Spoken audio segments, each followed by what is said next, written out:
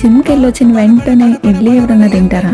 నేను తింటా కదా. It's weekend. అదేంటో ఈ మధ్య వీక్ డే కన్నా వీకెండే పనులు ఎక్కువైపోయింది. అవన్నీ చూసుకుని తిందామనే టైంకి 12:30 అయింది. మమ్మీ కాల్ చేస్తే మాట్లాడుతూ డిన్నర్ చేద్దాం అనుకునే టైంకి సరే సాంబార్ ఉంది కదా, ఎలాగో ఇడ్లీ పిండి కూడా ఉంది, ఓ 15 మినిట్స్ స్పెండ్ చేస్తే ఇడ్లీ అయిపోద్ది కదా అనిపించింది. ఆల్రెడీ మీరు దాన్ని ఇన్స్టాగ్రామ్ లో ఫాలో అయితే మీకు తెలిసే ఉంటది. మా ఇంట్లో ఇడ్లీ చేయడానికి ఒక గిన్నె ఉంటుంది కదా అండ్ రేకులు అవేమీ లేవు. బట్ వీఆర్ ఇంజనీర్స్, ఎలా అయినా సరే అన్నిటికీ సొల్యూషన్ వెతుక్కుంటాం. So what I did here was, ఒక గిన్నె ఉంటే దాంట్లో ఇడ్లీ పిండి వేసేసి, నార్మల్ కుక్కర్ ఉంటుంది కదా దాంట్లో కొంచెం హాట్ వాటర్ వేసి కుక్కర్లో ఈ బౌల్ పెట్టేసి స్టవ్ మీద పెట్టి ఒక 15 మినిట్స్ మీడియం ఫ్లేమ్లో ఉంచాలి.